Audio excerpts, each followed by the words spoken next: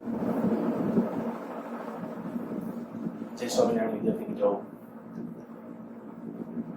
Last આપણે chapter theoretical અને textbook base એટલે કે એનસીઈઆરટી ના જેટલા આપણા કન્સેપ્ટ છે એ બેઝ પૂરું કરેલું હતું. પણ એક લેક્ચર મેં કીધું હતું કે આપણે એકાદ લેક્ચર છે એ હજી લેશું મેગ્નેટિક ઇક્વિપમેન્ટ. તો નવું ચેપ્ટર શરૂ કરીએ એની પહેલા હું આજે અત્યારે બધા જે ચુંબકીય ઉપકરણો જે છે એ ડિસ્કશન કરું છું. મેગ્નેટિક ઇક્વિપમેન્ટ મીન્સ કે ચુંબકીય ઉપકરણો.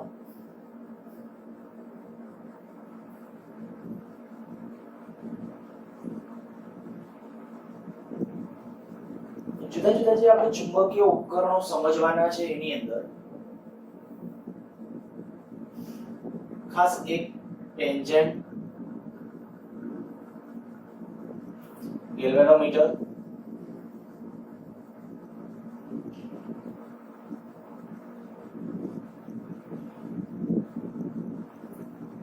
વાઇબ્રેશનલ,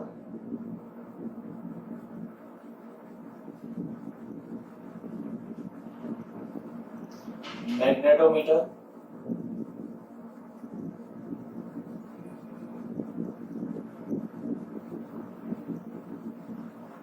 અને ડિફ્લેક્શન મેગ્નેટોમીટર.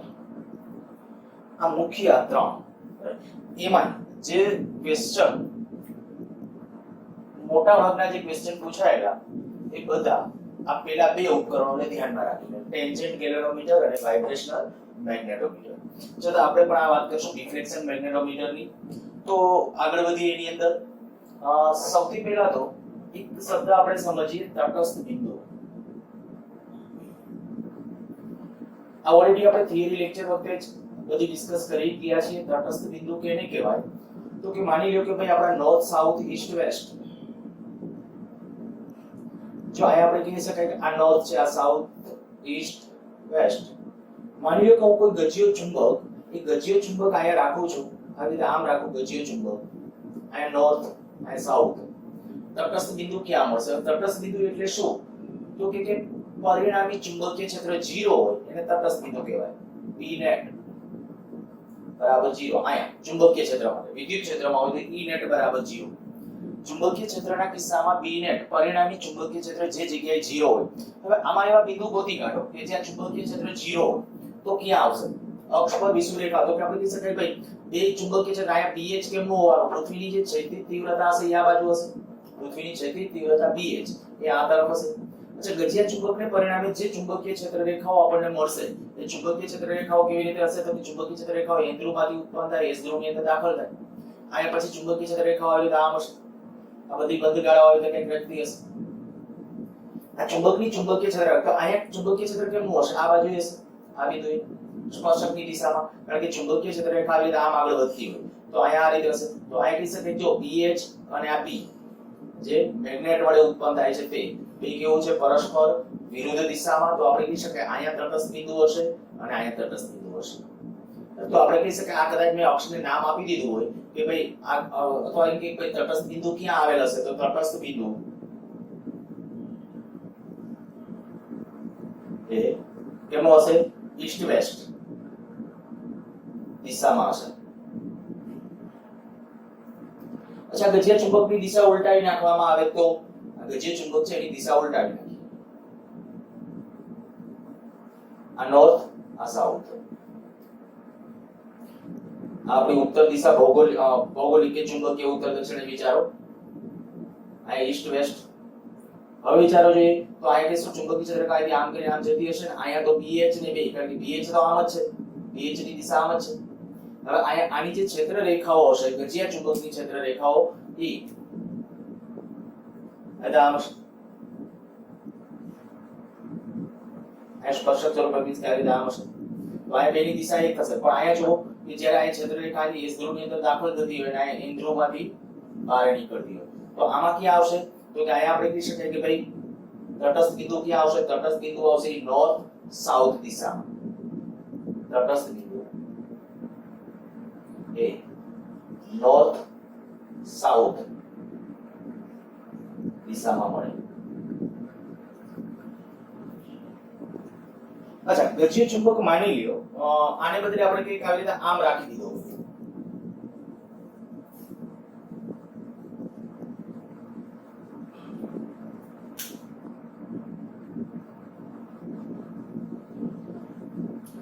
અહીંયા નોર્થ સાઉથ, પૃથ્વીની ક્ષૈતિજ તીવ્રતા pH આમ છે. હવે કયો જોઈએ તટસ્થ બિંદુ કેમ ના મળશે? અહીં તટસ્થ બિંદુ જે વાત આવશે તો તટસ્થ બિંદુ આપણે એટલી ખબર પડી કે અહીંથી ક્ષેત્રરેખા અહીંથી આમ નીકળતી હશે, અહીંયા આમ જતી હશે, અહીંથી આમ કરીને આમ જતી હશે, તો આયા અને આયા એ તો લંબ રૂપે છે. હવે અહીંથી જ્યારે ક્ષેત્રરેખા આમ નીકળતી હોય, કેન્દ્રોમાંથી આપણે કઈ ક્ષેત્રરેખાઓ નીકળે છે, માની લો કે આમ કોઈ ક્ષેત્રરેખા આમ જાય છે જાય છે જાય છે જાય છે જાય છે, ત્યાંથી આમ ક્ષેત્રરેખા પાછળ ત્યાં એન્ટર થતી હશે. આ એક ક્ષેત્રરેખા મેં અત્યારે નમૂનારૂપ દર્શાવેલી છે. પૃથ્વીની ક્ષૈતિજ તીવ્રતા, પૃથ્વીની ક્ષૈતિજ તીવ્રતા તો કે આમાં તમે સમજી શકો પૃથ્વીની ક્ષૈતિજ તીવ્રતા છે આ બાજુ છે, બરાબર? પૃથ્વીની ક્ષૈતિજ તીવ્રતા આ બાજુ છે. તો એવું કયું આમ આ અક્ષ પરમાં તમને ક્યાં એવું બિંદુ મળી શકે કે જ્યાં એના દોરેલો સ્પર્શક છે આ બાજુ આવી શકે? તો દોરેલો સ્પર્શક છે ને એ તમે એમ કહી શકો કદાચ અહીંયા આવતા કે આ તો હજી આપણે ક્ષેત્રરેખા એક્ઝેક્ટ કારણ કે તમારે કાયદેસર ડ્રો કરવી પડે, બરાબર? ત્યારે ક્ષેત્રરેખાનું સાચું અર્થઘટન થશે. આ ક્ષેત્રરેખાઓની જ્યારે સાચા અર્થઘટન એટલે ત્યારે એક પરિસ્થિતિ એવી આવશે કે જ્યાં પૃથ્વીનું ચુંબકીય ક્ષેત્ર આમ હોય, પૃથ્વીનું ચુંબકીય ક્ષેત્ર છે આ ડિરેક્શનની અંદર હોય, અને આયા આપણે કહી શકીએ આ બિંદુએ દાખલા તરીકે ક્યાંક સ્પર્શક ડ્રો કરું તો એ સ્પર્શક આ દિશામાં આવી શકે કે નહીં? કારણ કે ક્ષેત્રરેખા ધીમે ધીમે આમ નમવાની છે. તો એક બિંદુ એવું મળી શકે કે જે આપણે ક્યાં ચરણમાં છે એ તમારે સમજવાનું છે. અત્યારે આપણે કહીશું આને પહેલું ચરણ કહો, બીજું ચરણ કહો, ત્રીજું ચરણ કહો અને ચોથું ચરણ કહો. તો તટસ્થ બિંદુ ક્યાં ચરણમાં મળે?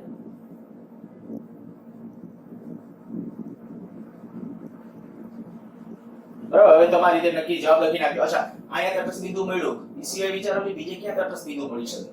ક્યાં ચરણમાં હશે? ત્રીજા ચોથામાં હશે? તો કે અહીંયા આપણે કહીશું કે આની ચુંબકીય ક્ષેત્રરેખા અહીંયા આમ હશે, એટલે અહીંયા ક્યાંક દોરેલો સ્પર્શક એ આમ આવશે, તો આ અને આ ટૂંકમાં આમ લાઇનિંગ આવે આખી, જ્યાં તટસ્થ બિંદુ હશે. બરાબર, પણ આ નોર્થ સાઉથ ઉલટાવી નહીં ખાઓ, નોર્થ સાઉથ ઉલટાવી નહીં ખાઓ તો વિચારજો તો કે કામ થઈ જશે. એ તમારા શબ્દોમાં લખજો. સર આ વાત હતી તટસ્થ બિંદુ કયા ચરણમાં મળે. હવે એનાથી આગળ સમજવા માટે આપણે આગળ વધીએ છીએ અને ટેન લો ઓળખાય છે. જેવી રીતે આનું ટેન લો શું છે તો કે બહુ સિમ્પલ અને સરળ. માની લો કે કોઈ એક ચુંબકીય ક્ષેત્ર છે આ દિશામાં છે, આ ચુંબકીય ક્ષેત્ર હું કહું છું B1. જો કોઈ હું મેગ્નેટિક સોય અથવા ગજ્યો ચુંબક આ દિશામાં રાખો તો એનો ઉત્તર ધ્રુવ કેમનો હશે? બરાબર, પ્રારંભમાં આપણે કહી શકીએ કે ભાઈ ઉત્તર ધ્રુવ જો આપણે રાખશું તો એની ચુંબકીય સોય છે આ દિશામાં ગોઠવાશે, નોર્થ આમનો હશે.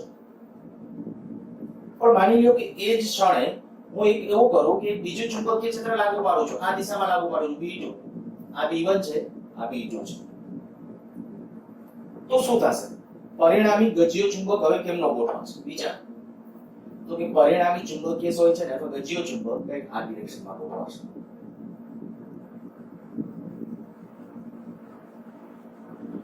એનો નોર્થ પોલ આ બાજુ હશે, સાઉથ પોલ આ બાજુ હશે. હવે કોઈ એક દિશા સાથે માની લ્યો કે હું આ દિશા સાથે એટલે આની સાથેનો આ એંગલ કહું છું થીટા, આ જે દિશા છે એની સાથેનો એંગલ થીટા. જો આયા પરિણામી ખરેખર B1 ચુંબકીય ક્ષેત્ર આમ હતું, આ B2 આ બાજુ હતું.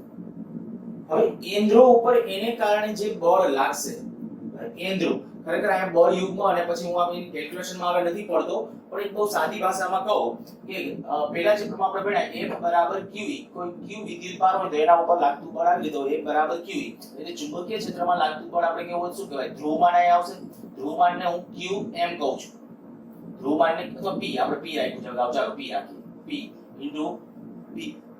તો હું અહીંયા એમ કહીશ, હવે અહીંયા સમજો p ધ્રુવમાનો પાછું, તો આ p1 કેટલીક બુકોમાં ત્યાં qm હશે, એ તમારી રીતે અર્ગણ p p1 આ રાખી p p2. કેમ આમ કર્યું? તો કે આપણે ત્યારે ખ્યાલ છે કે ભાઈ આને પર આ ક્ષેત્ર આમ છે તો જેમ ધન વિદ્યુતભાર ઉપર ક્ષેત્રની દિશામાં એટલે n ધ્રુવ ઉપર ક્ષેત્રની દિશામાં બળ લાગે ચુંબકીય બળ, s ધ્રુવ ઉપર આપણે s ધ્રુવ ઉપર એટલે અહીંયા s ધ્રુવ આવશે તો અહીંયા આના ઉપર આને પરિણામ v1 ને પરિણામે આમ બળ લાગશે q pb1 અને આ જે છે pb2 એ આ આપણે એસ ધ્રુવ ઉપર આમ લાગશે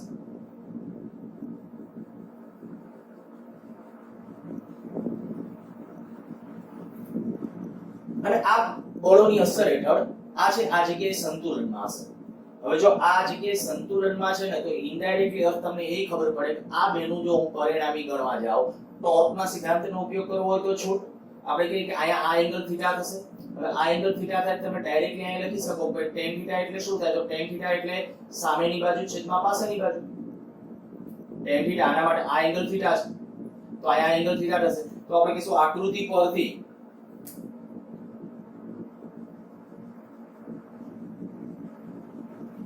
અહીં ચુંબક પર લાગતું પરિણામી ટોર્ક શૂન્ય થશે હું ડાયરેક્ટ લખી નાખું તમે આમ લખો તો લખી શકો આ એક ક્યુ આ ચુંબકીય ક્ષેત્રને કારણે ટોર્ક લાગશે આની મેગ્નેટિક મોમેન્ટ કેમની હશે આમ હશે આની મેગ્નેટિક મોમેન્ટ m માની લો કે આ m છે તો m b1 ને કારણે mb1 sin theta બીજું કયું આવશે તો કે બીજું આ જે b2 છે એને કારણે ટોર્ક લાગશે મેગ્નેટિક મોમેન્ટ આમ b2 આમ mb2 sin 90 theta sin 90 theta કારણ કે આ એંગલ 90 theta થશે એટલે cos theta થઈ જશે અને જ્યારે એમાંથી તમે sin ના છેદમાં cos લેશો તો અત્યારે હું જે લખું છું એ ડાયરેક્ટ મળશે અહીંયા શું થશે જો tan theta બરાબર અહીંયા આપણે આ એંગલ થીટા છે tan theta એટલે શું થઈ જાય જાણે કે આ સામેની બાજુ છેદમાં પાછળની બાજુ તો pb2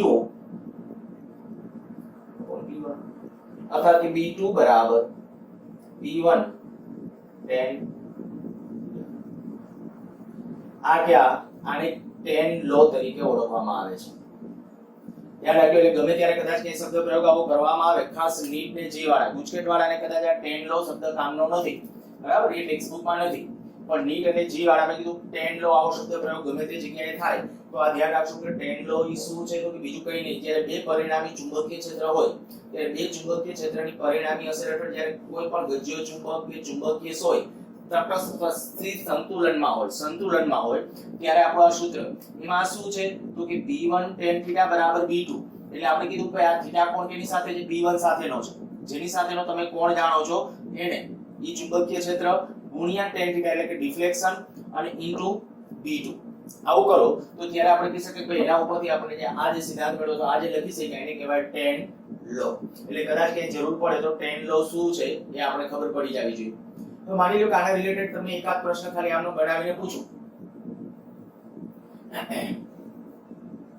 પૃથ્વીની છેદિત તીવ્રતા ph આ રીતે આમ છે આમાં એક મેગ્નેટિક સોય મુકતા તે ચુંબકીય ક્ષેત્રને સમાંતર રહે છે હવે પૃથ્વીની છેદિત તીવ્રતા કરતા બમણા મૂલ્યનું એક ચુંબકીય ક્ષેત્ર લંબ રૂપે લાગુ કરવામાં આવે 2bh બરાબર લંબ રૂપે tan લો ત્યારે જ એપ્લિકેબલ છે કે લંબ રૂપે ચુંબકીય ક્ષેત્ર હોય ધ્યાન રાખજો ચુંબકીય ક્ષેત્ર લંબ રૂપે હોય તો tan લો એપ્લાય કરી શકાય નહીતર નહીં હું ખાલી અહીં શું કહું છું ખાલી આપણે આટલું કીધું કે ભાઈ આ એક ચુંબકીય ક્ષેત્ર મેં આ બાજુ આમ લાગુ કર્યું ઈ ચુંબકીય ક્ષેત્ર કેટલું b' બરાબર b' બરાબર કેટલું 2bh છે પૃથ્વીની જે છેદિત તીવ્રતા છે એના કરતા બમણા મૂલ્યનું તો તમને એમ કે અથવા નીચે ડાયરેક્ટ ઓપ્શન આપી દે કે ભાઈ આ ક્ષેત્ર આ બંને સંયુક્ત ક્ષેત્રની અસર હેઠળ મૂકેલી ચુંબકીય સોય આ ચુંબકીય સોય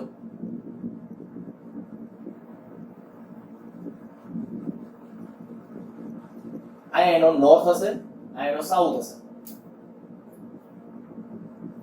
શિરોલંબ સાથે શિરોલંબ તો ન બોલે અહીંયા આપણે કેવું તો કહી શકાય નોર્થ સાથે અથવા તો કે પૃથ્વીના ચુંબકીય ક્ષેત્રની દિશા સાથે કેટલાનો કોણ બનાવશે તો પૃથ્વીનું ચુંબકીય ક્ષેત્ર આમ હોય તો આપણે આ એંગલ થી રાખ્યું તો ડાયરેક્ટ લખી શકો કે tan θ એટલે આપણા માટે જો આ નિયમ સીધું અથવા tan θ લખો એટલે શું થાય tan θ એટલે સામેની બાજુ એટલે આવી જશે b' તો તરત આ રીતે આમ કહી શકો અથવા ડાયરેક્ટ વિચારવું તો આ શું કરવાનું છે આ ચુંબકીય ક્ષેત્ર b1 એટલે q જેની સાથેનો એંગલ છે તો આમાં જેની સાથેનો એંગલ છે એ આપણું b1 તો અહીંયા મારે સૂત્ર તરીકે આમ લખું તો bh બરાબર b' tan θ આ tan લો લીધો છે જે ઓલું થીટા જે બાજુનું નથી જાણતા એ બાજુનું આ ચુંબકીય ક્ષેત્ર લખવાનું B2 B2 ની જગ્યાએ અત્યારે કયું B' તો B' ને બદલે લખી નાખો 2BH આ BH બરાબર tan થીટા તો આના ઉપરથી કહી શકશો કે tan થીટા બરાબર 2 અથવા કે થીટા બરાબર tan ઇન્વર્સ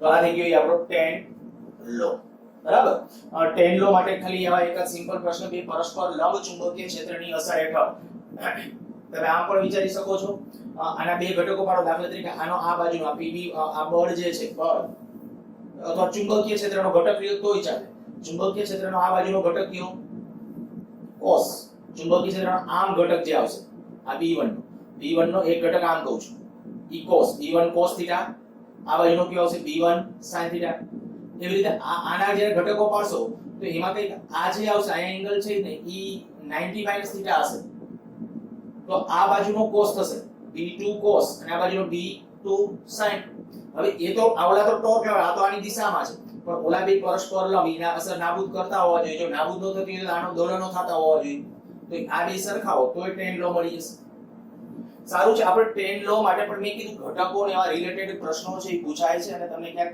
પૂછાયેલી પરીક્ષાઓમાં જ્યારે પ્રશ્નો સોલ્વ કરતા એક્ઝામમાં પૂછાયેલા પ્રશ્નો સોલ્વ કરશો ત્યારે આવું tan લો છે એ તમને જોવા મળશે અને હવે વાત કરું છું ટેન્જન્ટ ગેલેનોમીટર ટેન્જન્ટ ગેલેનોમીટર ની ચર્ચા કરવા જઈએ છીએ ટેન્જન્ટ ગેલેનોમીટર શું છે ખાસ કરીને આપણે કહીએ કે ભાઈ પ્રવાહનું કે એનું મૂલ્ય નક્કી કરવું હોય ચુંબકીય ક્ષેત્રને આધારે અથવા પ્રવાહ જાણતા હોય તો એના ઉપરથી ચુંબકીય ક્ષેત્ર પણ મળી શકે પહેલા એનો સિદ્ધાંત સમજીએ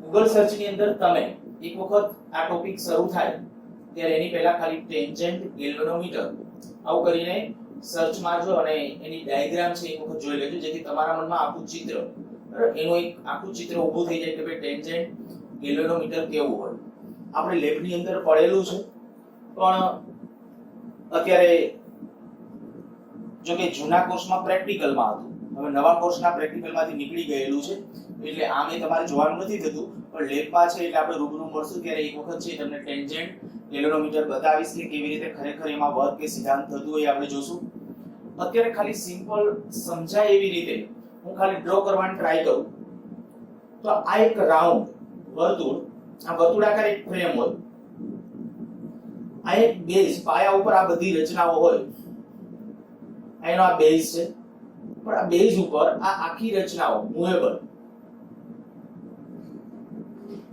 આની સાથે આપણે આને આ ફેરવી શકાય બરાબર એ આખી ગોઠવણ જ છે એની અને એક સંક્ષિપ્ત સમતલમાં પરિભ્રમણ કરી શકે એવી સોય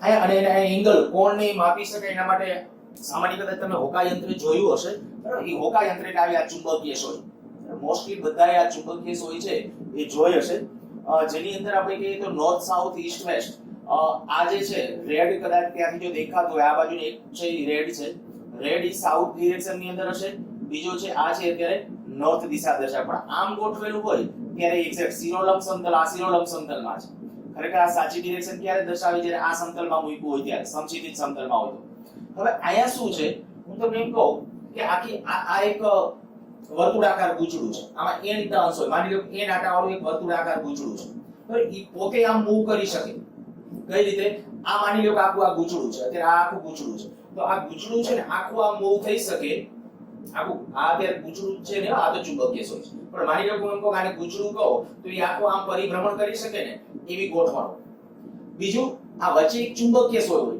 એ સ્વતંત્ર રીતે અંદર અને ક્યાં હોય બરાબર આના સેન્ટર પાસે બરાબર એક ચુંબકીય સોય હોય એ ચુંબકીય સોય પણ અહીંથી આમ પરિભ્રમણ કરી શકે એવી હોય હવે પહેલા શું કરવામાં આવે તો કે આ જે છે ને આ જે આમાં વાઇડિંગ જે કરેલું છે આમાં ટૂંકમાં આપણે કહી શકાય કે n ટર્ન્સ n આટા દાખલા તરીકે આની અંદર n આટા વાળું ગૂંચળું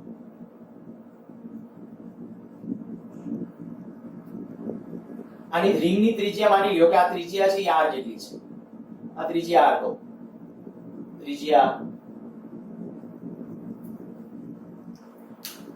પેલા માની લો કે આ રિંગમાંથી કોઈ જ પ્રવાહ પસાર નથી થતો ત્યારે અહીંયા મૂકેલી સોય અહીંયા જે આમ સોય હોય બરાબર ઈ સોય અને ઈ એક્ઝેક્ટલી સોય ની અંદર જે ચુંબકીય સોય છે એનો ઉત્તર ધ્રુવ કેમ નો હશે ઉત્તર દિશામાં, કારણ કે પૃથ્વીનું ચુંબકીય ક્ષેત્ર BH કહું, અત્યારે આ કન્ડિશનમાં મારા ઘરે અત્યારે ચુંબકીય ક્ષેત્ર હું કહેવા જાઉં, ચુંબકીય ક્ષેત્ર છે એનો ઉત્તર ધ્રુવ આ દિશામાં છે, એટલે તરત જ છે આ ચુંબકીય ક્ષેત્રનો ઉત્તર ધ્રુવ જ્યારે હું આમ રાખીશ ત્યારે એનો ઉત્તર ધ્રુવ કેમનો ગોઠવાશે? તો એ દિશામાં ગોઠવાશે. જે દિશામાં ગોઠવાય ટૂંકમાં એ થયો એના માટેનો ઉત્તર ધ્રુવ. તો પેલા ચુંબકીય ક્ષેત્રનો ઉત્તર ધ્રુવ એ દિશામાં હશે. હવે આપણે શું કરવાનું? જેવો ઉત્તર ધ્રુવ જે દિશામાં ગોઠવાય, માની લો કે અત્યારે ઉત્તર ધ્રુવ આ દિશામાં છે, બરાબર? તો આપણે શું કરશું? આ રિંગને ફેરવીને, આ રિંગ ફરે, ઉપરની રિંગ ફરે, આ રિંગ આમ દર્શાવી છે, રિંગને આમ ફેરવીને આમ લઈ લ્યો. જેમનો આનો ઉત્તર ધ્રુવ દેખાય છે ને, બરાબર એને પેરેલલ આમ ગોઠવી દો. જોજો હવે સીધા tan લો કેવી રીતે પાડીએ છીએ. હવે આપણે શું કરીએ છીએ કે પ્રારંભમાં ખાલી આટલું કર્યું, આમાંથી કોઈ પ્રવાહ વહેતો નહોતો, ત્યારે મેં શું કર્યું? આ બરાબર આને ક્યાંક આ બરાબર એક્ઝેક્ટ સમક્ષિતિજ સમતલમાં રાખવાનું. એટલા માટે આ બધું ગોઠવણું, એમાં બોલ્ટ ને બધું હોય, એક્ઝેક્ટ આ ટેબલ સમક્ષિતિજ હોય એના ઉપર રાખો, એટલે આ રીતે આમ ચુંબકીય સોય ગોઠવાયેલી છે વચ્ચે, અને એનો નોર્થ આ બાજુ છે માની લો. હવે નોર્થ આ બાજુ છે, તો ત્યારે તમારે શું કરવાનું? આ જે લૂપ છે ને, લૂપને ફેરવીને, આ લૂપને ફેરવીને આ રીતે આમ કરી નાખો. કેવી રીતે? જે આપણી ચુંબકીય સોયનો નોર્થ સાઉથ એ રીતે આમ આવી જવી જોઈએ, નોર્થ સાઉથ ની અંદર એ આવી જવી જોઈએ. તો એ રીતે આપણે આને ગોઠવી દીધું. હવે શું કરશું કે જેવો એ રીતે ગોઠવાઈ ગયું પછી આમાંથી પ્રવાહ પસાર કરશું. સ્વિચ ઓન કરવાની, એની કળ હોય એમાં પ્રવાહ ચાલુ કરવાનો. જેવો પ્રવાહ ચાલુ કરો એટલે વિચાર કરો કે આ રિંગ છે, આ રિંગ આવી, આ આપણે અત્યારે રિંગ કેવી રીતે ગોઠવી દીધી હતી? આ નોર્થ આમ હતો, નોર્થ આમ, અને રિંગે આપણે આમ ગોઠવી દીધી.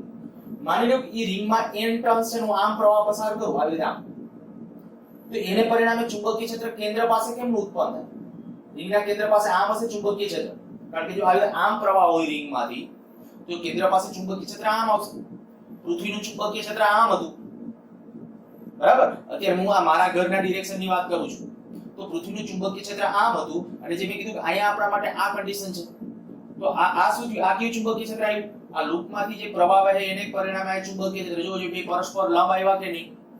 બસ, તો પરસ્પર લંબ આવે તો એનું કેટલું કોણાવર્તન થશે એ તરત નક્કી કરી શકો. કેટલું કોણાવર્તન થશે તો હું આમ કહી શકું આમાં કે આ એક કોણાવર્તન એની સાથેનો આપણે એંગલ માપશું. આમાં બધા ચુંબકીય સોયની અંદર તમે અંદર લેખા જોઈ, નોર્થ સાઉથ ઈસ્ટ વેસ્ટ, પછી આમ અંશે લેખા હોય અને ડાયલ ઉપર, બરાબર? 0 થી આમ 90, પાછા આપણે કીધું 0 થી આમ 360 સુધીના ટોટલી બધા એંગલ ત્યાં લખેલા હોય. તો આપણે આની અંદર કીધું કે ભાઈ પહેલા શું કરી નાખ્યું છે? નોર્થ દિશામાં જ્યારે આમ ગોઠવે ત્યારે આને તમે આમ ફેરવી શકો, આ ફરી શકે, પણ ચુંબકીય સોય તો અંદર આમ જ રહેવાની. આને તમે ગમે એમ ફેરવો, બરાબર? આને આપણે ફેરવીએ છીએ, એનો આકાર ત્યાં સોય મૂવેબલ છે, તો એ સોય અંદર ધ્રુવ ઉપર એનો આરામથી ફરતી હશે. તો ત્યારે આપણે કહી શકીએ આને પહેલા 0 ઉપર લઈ લેવાનું. હવે આને 0 ઉપર લઈ લીધું, ઓલું આપણે આમ કરી નાખ્યું, પછી એમાં પ્રવાહ, જેવો પ્રવાહ પસાર કરો એટલે આની અંદર રહેલી ચુંબકીય સોયનું કોણાવર્તન થશે. કેમનું થશે? તો અત્યારે તમને ખ્યાલ આવી જવો જોઈએ કે જો હું પ્રવાહ આમ પસાર કરું ને તો ચુંબકીય ક્ષેત્ર આમ આવશે, ચુંબકીય ક્ષેત્ર આ દિશામાં આવશે. તો ઈ બેનું પરિણામ એટલે આમ અને આનું પરિણામ કેવું થાય? આમ. તો આ ચુંબકીય સોયનું સીધું કોણાવર્તન થાય આમ. બસ માપો કે કેટલાનો ખૂણો થાય છે, અને ઈ મળી જાય. બસ પછી બહુ સિમ્પલ કેલ્ક્યુલેશન, ખાલી શું કરવાનું થયું કે આના ઉપરથી ટેન્જેન્ટનું રીડિંગ થીટા મળી જાય, તો એની સાથેનો આપણો જે પૃથ્વીની જે ક્ષૈતિજ તીવ્રતા હતો એની સાથેનો પૃથ્વીની ક્ષૈતિજ તીવ્રતા એ કહી દઉં, પૃથ્વીની સમક્ષિતિજ અથવા ક્ષૈતિજ, પૃથ્વીની ચુંબકીય ક્ષેત્રની સમક્ષિતિજ અથવા ક્ષૈતિજ તીવ્રતા BH, આ BH કહું છું. આ જે રિંગ છે, રિંગમાંથી પસાર થતા પ્રવાહને પરિણામે જે ચુંબકીય ક્ષેત્ર આવશે, હવે મારે tan લો લખવું હોય તો tan લો મુજબ આ ચુંબકીય ક્ષેત્ર લખવું છું કે આમાંથી જે પ્રવાહ પસાર થવાને પરિણામે આમાં પ્રવાહ પસાર થાય એને પરિણામે જે ચુંબકીય ક્ષેત્ર ઉત્પન્ન થશે તે BH tan θ. તો વિચાર કરો જોઈએ કે આ BH પૃથ્વીની જો ક્ષૈતિજ તીવ્રતા, પૃથ્વીનું ચુંબકીય ક્ષેત્ર ક્ષૈતિજ તીવ્રતા કેટલી હશે ઈ મેળવવું હોય તો મળે. તમારે શું કરતા હશો કે આની અંદર આ સૂત્ર શું? BC ને બદલે મારે લખવું હોય BC એટલે કયું? તો આ જે આપણે લખ્યું છે કે ભાઈ આ જે રિંગ આપણે રાખેલી છે તે, બરાબર? રિંગમાંથી જે પ્રવાહ પસાર થાય છે એ ટોરોઇડલ રિંગ, ટોરોઇડલ તો શબ્દ ન બોલાય, પણ જે આપણે વર્તુળાકાર જે રિંગ છે એમાંથી જે પ્રવાહ પસાર કરો છો એ પ્રવાહને પરિણામે જે ચુંબકીય ક્ષેત્ર ઉત્પન્ન થશે તે, તો ટેનનો નિયમ તમને સમજાઈ ગયો છે. આમાં તમે આ ખ્યાલ આવી ગયો હોવો જોઈએ કે BH આ કેમ લખ્યું, મેં હમણાં કીધું હતું કે આયા કયું ચુંબકીય ક્ષેત્ર લખવાનું જેની સાથેનો તમે એંગલ જાણતા હોય એ ગુણાકારમાં લખવાનું, અને એને લંબ હોય અહીંયા, તો આ ટેન લો લખ્યો. હવે આ જે છે વર્તુળાકાર રિંગમાંથી જે પ્રવાહ પસાર થાય એને પરિણામે જે ચુંબકીય ક્ષેત્ર હશે, ચુંબકીય ક્ષેત્ર કેટલું હશે, તો એને પરિણામે જે ચુંબકીય ક્ષેત્ર આવે વર્તુળાકાર રિંગના કેન્દ્ર પાસે ચુંબકીય ક્ષેત્રનું સૂત્ર શું, μ0 ni upon 2r, ત્રિજ્યા r હોય તો બરાબર. અહીં આપણી માટે ત્રિજ્યા મેં પહેલા જ લઈ લીધી હતી, આની રિંગની ત્રિજ્યા r, આટાની સંખ્યા n, તો μ0 i upon 2r, પણ n આટા હોય તો μ0 ni upon 2r. એ bc ને બદલે લખ્યું બરાબર bh tan θ. પૃથ્વીની ક્ષૈતિજ તીવ્રતા ગમે ત્યારે તમારે નક્કી કરવી હોય ને તો હવે આ રીતે નક્કી કરી શકો કે પૃથ્વીનું આપણે જે જગ્યાએ ઊભા છીએ કેટલું ચુંબકીય ક્ષેત્ર છે એ નક્કી કરવું હોય તો પહેલા શું કરવાનું, હમણાં મેં કીધું એ પ્રમાણે ગોઠવી દેવાનું. પછી તમે આમાંથી જ્ઞાત પ્રવાહ પસાર કરો ચોક્કસ મૂલ્યનો.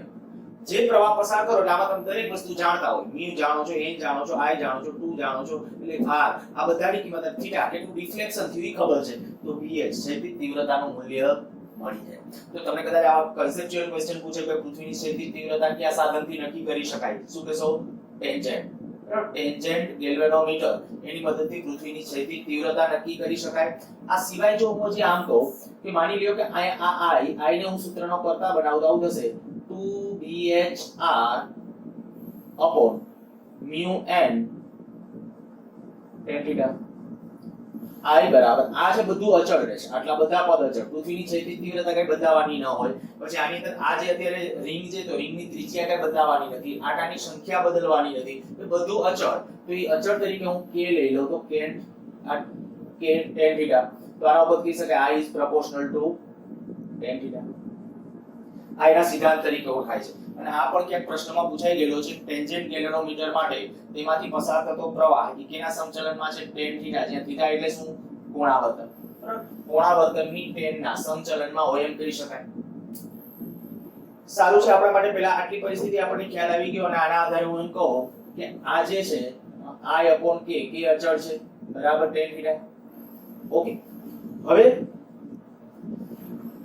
જો હું આવું કરું આ પદનું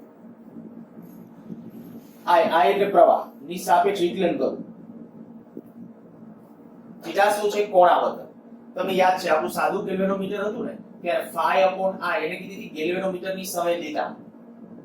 ટોર્ક ટો બરાબર k phi અને ટોર્ક ટો બરાબર b ના sin θ આપણે એના ઉપરથી b ના લઈ લીધું, b ના અને k θ બેને સરખાવીને phi upon i એને ગેલ્વેનોમીટરની સંવેદિતા કીધી હતી.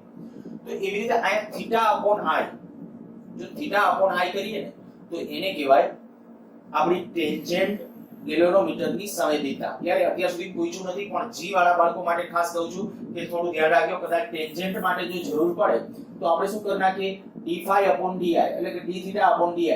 આનું i ની સાપેક્ષ વિકલન કરું તો i નું i ની સાપેક્ષ વિકલન લેવાનું બરાબર, એટલે આપણે કે i સાપેક્ષ વિકલન લેતા, i સાપેક્ષ વિકલન લેતા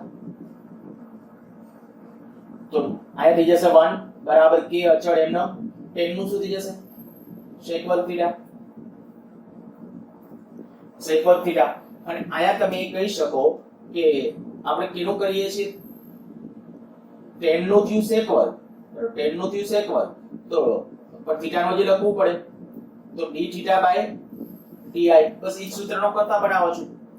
તો આવું કરો d θ upon di બરાબર 1 upon k sec વર્ગ θ. હવે આગળ નથી લઈ જતો, મેથ્સ વાળા જે આગળ કરજો. અહીં આપણે કે tan ની વેલ્યુ જાણો છો તો એના ઉપરથી sec ની વેલ્યુ ગોતી અને એ કિંમત અહીંયા મૂકી દેજો બરાબર.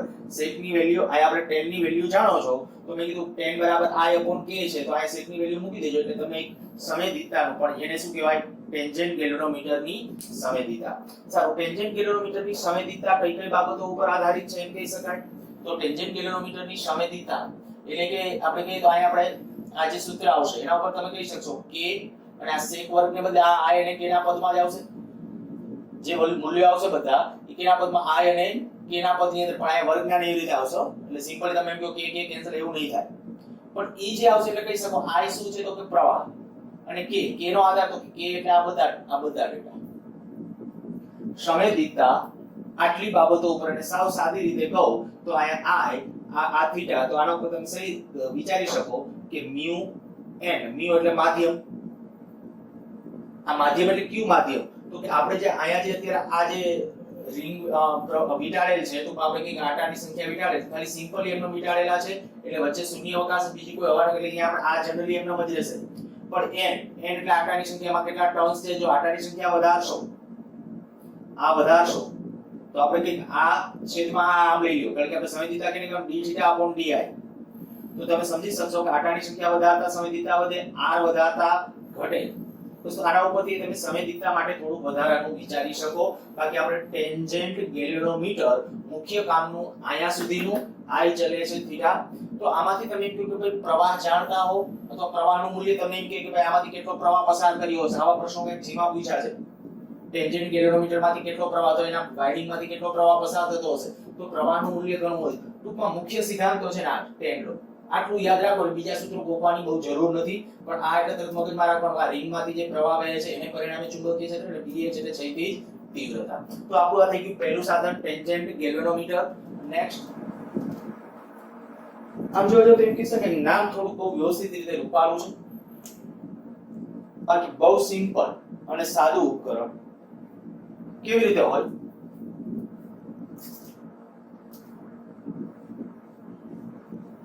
એક કાચની પેટીમાં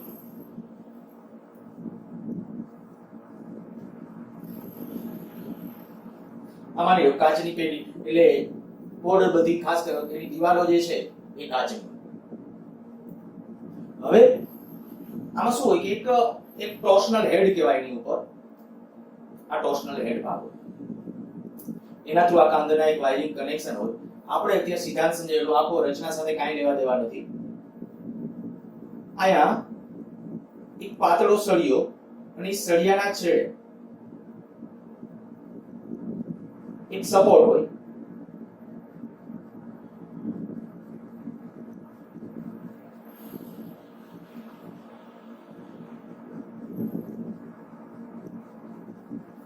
શું છે આ તળિયે એક આવી આમ રચના ખાલી આમ પ્લેટફોર્મ જેવી આમ રચના હવે તમારે એના ઉપર એક ગજીયો ચુંબક મૂકી દેવાનો એક ગજીયો ચુંબક એના ઉપર આમ મૂકી દેવાનો અને પછી ઉપરથી આ જે ટોર્શનલ હેડ ને છે ને આટા ઉમેરો ખેંચવાનો હોય ઘણી વખત એ પછી જુદા જુદા સાધનોમાં જુદી જુદી રચના હોય તો એ ટોર્શનલ હેડ ને ખેંચો એટલે તરત જ આ છે ને પ્લેટફોર્મ નીચેથી આમ ઉપર ઉપડી જાય આ પેલા તળિયે હોય પછી આમ ઉપડી જશે સેજ ઉપર ઉપડી જાય બસ પછી શું કરવાનું છે આ જ્યારે આપણે કહીએ કે સામાન્ય રીતે આ પેટીને ગોઠવવાની ક્યાં તો કે નોર્થ સાઉથ દિશામાં પૃથ્વીના ઉત્તર દક્ષિણ દિશા જે હોય ને એમની ગોઠવવાની માની લો કે અત્યારે આપણે કહીએ ભાઈ નોર્થ સાઉથ આવી રીતે આ છે પૃથ્વીની ક્ષૈતિજ તીવ્રતા આમ છે પૃથ્વીની ક્ષૈતિજ તીવ્રતા આમ છે મેં આના ઉપર એક ગજીયો ચુંબક રાખ્યો અને ગજીયા ચુંબકને આયા ઉત્તર ધ્રુવ આ બાજુ રહેશે સાઉથ આમનો રહેશે જ્યારે આમ ઉપર ઉચકી લીધું ત્યારે નોર્થ આ બાજુ રહેશે સાઉથ આ તરફ રહેશે આને ઉચકી લીધું અને ત્યારે આ સ્થિતિમાં સ્થિર છે અને અંદર બને ત્યાં સુધી બીજું કોઈ ડિસ્ટર્બન્સ બીજા કઈ વધારાનું આપણે કહી શકીએ પવનના ઝાપટા ને એવું કઈ ન લાગે એટલા માટે ખાલી કાચની પેટીની અંદર પેક કરેલ છે બાકીનો ખુલ્લામાં પ્રયોગ કરો તો એ વાઇબ્રેશનલ મેગ્નેટોમીટર જ છે ખાલી હું એક છત સાથે એક દોરી બાંધી દઉં એકદમ હલકી પાતળી દોરી અહીંયા હલકો તાર હોય એકદમ હલકો તાર હોય પાતળો એવો તાર અને એની જ છેડે આપણે કીધું કે આ ગજીયો ચુંબક બાંધી દીધી જેમાં છત સાથે હું દોલનો બાંધું પછી એને દોલનો કરાવડાવું તો અહીં પછી તે દોલનો વાઇબ્રેશન કરાવવાના છે દોલનો એના માટે શું કરવામાં આવે તો કે પેટીને ખોલબંધ કરવી ન પડે વારે ઘણીએ પેટીમાં એક ખોલવાની એની સુવિધા હોય બીજો એક ગજીયો ચુંબક લઈ લેવાનો બીજો એક ગજીયો ચુંબક અને ગજીયા ચુંબકનો માની લો કે એન ધ્રુવ થોડોક આમ નજીક લઈ જવાનો જેવો તમે નજીક હવે અંદર આ પેટીની અંદર પડ્યું ચુંબક માની લો એનો એન ધ્રુવ આયા છે આ બીજો એક ગજીયો ચુંબક એનો એન ધ્રુવ હું જેવો આગે આપણે થોડુંક આમ લઈ જાય તરત અપાકર્ષણ બળ લાગશે અપાકર્ષણ બળ લાગે એટલે થોડુંક આમ તરત ગમશે જેવો આમ જાય પછી આને હટાવી લેવાનો એટલે મળશે આના દોલનો થવા પણ આના દોલનો સ્ટાર્ટ થઈ જશે તો એના જે દોલનો છે ને દોલનોનો આવર્તકાળ નોંધવાનો બાકી સ્ટોપ વોચ ને આ બધું તમને આપ્યું તો કે તો આ તો આપણે અગાઉ ભણી ગયા છે ઈ જ બધી હકીકતો આપણે આની અંદર તમને એ ખબર છે કે આ બાર મેગ્નેટ જે આનો મૂકેલો હોય આની અંદર દાખલા તરીકે આની મેગ્નેટિક મોમેન્ટ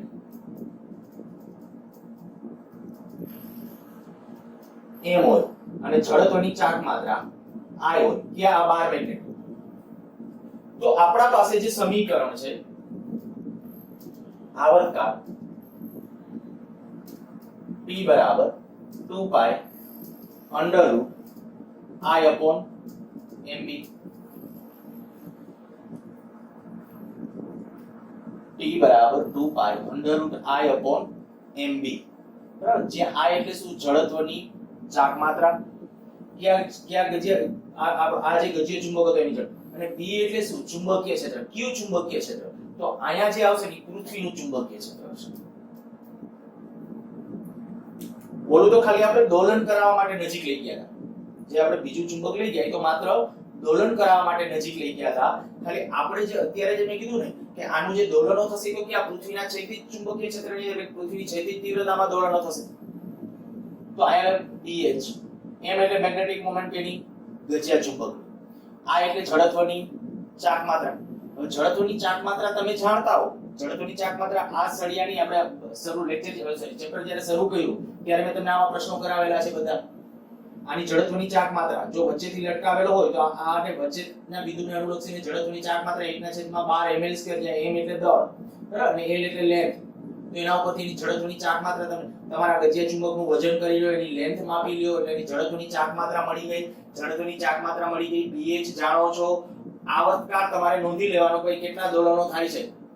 સ્ટોપવોચ ને એ બધું હોય તો એના ઉપરથી તમને એની મેગ્નેટિક મોમેન્ટ મળશે. તો આનો પહેલો ઉપયોગ, બરાબર, ટેન્જન્ટ વાઇબ્રેશનલ મેગ્નેટોમીટરના ઉપયોગોની અંદર કહીએ તો પહેલો ઉપયોગ એક આ ચુંબકની ચુંબકીય ચાક માત્રા નક્કી કરવી. શું કરવાનો હોય? વર્ક કરવાનો. T વર્ગ બરાબર 4 pi square I upon mbh. એમને સૂત્રનો કરતા બનાવી દીધો 4 pi square I upon T વર્ગ into ph. તો તમારે ગજિયા ચુંબકની ચુંબકીય ચાક માત્રા તમારે જે નક્કી કરવી છે એ ચુંબકીય ચાક માત્રાનું મૂલ્ય તમને મળી જશે. પછી આનો નાનો બીજો એક ઉપયોગ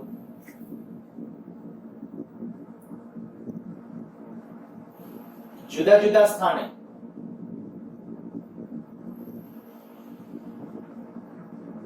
પૃથ્વીની ચુંબકીય ક્ષેત્રની ક્ષૈતિજ તીવ્રતા અથવા સમક્ષિતિજ તીવ્રતા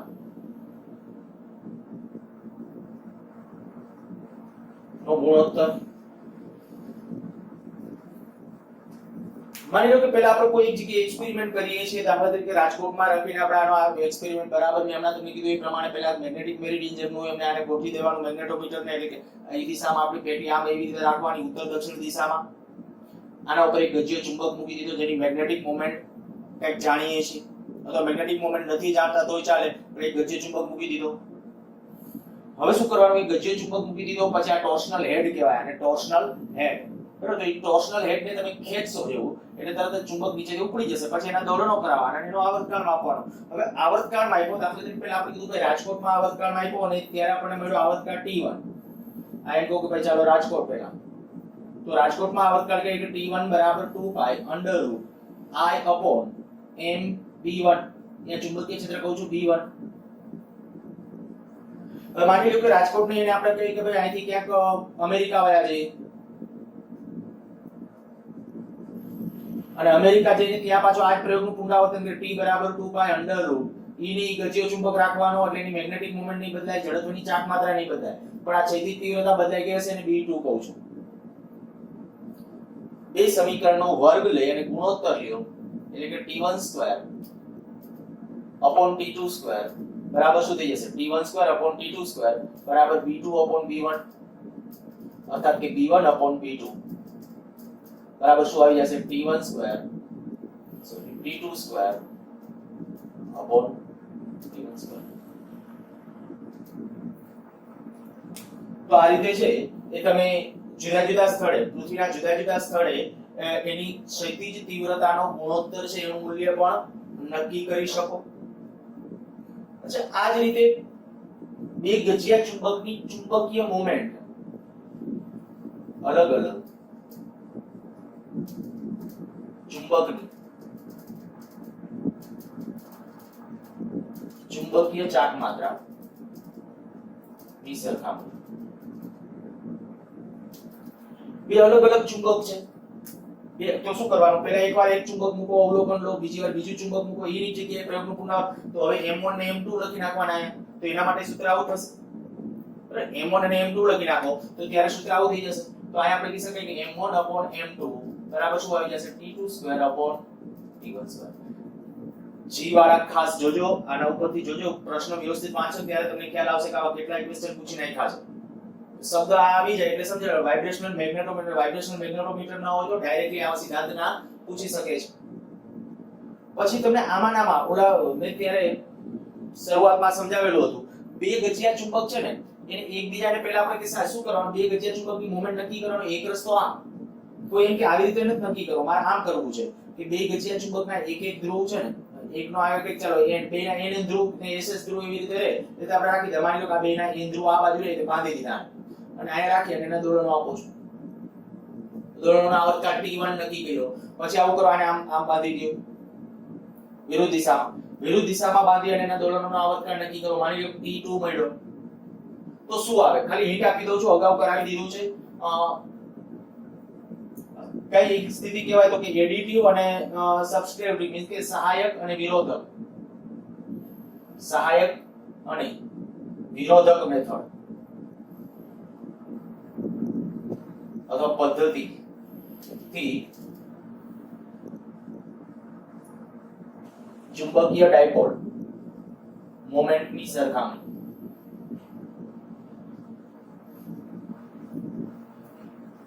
એમાં શું કરવાનું, તો જ્યારે પહેલા મેં કીધું કે આપણે બેને એક જ દિશામાં, બેને સહાયક સ્થિતિમાં બાંધી દેવાના. સહાયક એટલે બેના n ધ્રુવ એક જ તરફ રહે રીતે બાંધી અને દોલનો મેળવ્યા અને એનો આવર્તકાળ t1. તો t1 નું સમીકરણ જે આવશે એ શું આવશે, t1 બરાબર 2 i1 plus i2 upon m1 plus m2 into pH. પાછું બીજું સમીકરણ t2 બરાબર 2 i1 plus i2, પણ મેગ્નેટિક મોમેન્ટ વિરુદ્ધ દિશામાં એટલે m1 minus m2, આ કેપિટલ આયા ઉપર કયું છે, આ કેપિટલ કરજો, into pH. અને હવે બેનો ગુણોત્તર નામે કરાવેલું છે એટલે વાંચી નથી કરાવતો આગળ. આ બેનો ગુણોત્તર લઈ લો એટલે બાકી બધું i1 i2 અહીંયા તો સરવાળો જ રહેશે. આ ગુણોત્તર લેશો પછી વર્ગ કરી નાખવાનો અને યોગ વિયોગ લઈ નાખવાનો. આનો વર્ગ કરવાનો t1/t2² ગુણોત્તર લઈ લેજો અને પછી યોગ વિયોગ પ્રમાણ લઈ નાખવાનો એટલે m1/m2 મળી જશે. અને m1/m2 જ્યારે મળશે ત્યારે t1² t2² છેદમાં t2² t1², આવું કંઈક પરિણામ આપણે મેળવી ગયા છીએ, પ્રૂવ કરી ગયા છીએ. તો આ વાત થઈ ગઈ આપણી ખાસ વાઇબ્રેશનલ મેગ્નેટોમીટર. મેં કીધું એ પ્રમાણે આનું પણ ગૂગલ સર્ચ ની અંદર સર્ચ કરી અને એક વખત જોજો કે ભાઈ વાઇબ્રેશનલ મેગ્નેટોમીટર છે એ કેવી રીતે વર્ક કરે છે. તો વાઇબ્રેશનલ એટલે વર્ક કરતા એનું સાધન કેવું છે અને તમારા મગજની અંદર આખું એક ઇમ્પ્રેશન વ્યવસ્થિત રીતે બંધાઈ જાય. અને ત્યાર પછી હવે જે વાત છે ડિફ્લેક્શન મેગ્નેટોમીટર. આ ડિફ્લેક્શન મેગ્નેટોમીટર થોડું લેન્ધી છે. આવતા લેક્ચરમાં જો કે ડિફ્લેક્શન મેગ્નેટોમીટરના ક્વેશ્ચન્સ બહુ ઓછા પૂછાય છે, કદાચ ન કરીએ તો પણ ચાલે, પણ છતાંય આપણે એવું રિસ્ક નથી લેવું એટલે ખાસ જી વાળા બાળકોને ધ્યાનમાં રાખીને ડિફ્લેક્શન મેગ્નેટોમીટરની વાત કરશું. પણ નેક્સ્ટ લેક્ચર વખતે છે એ થોડી એની વાત કરશું. બાકી આ બે સાધનો ઉપર છે વધુ ફોકસ રાખજો.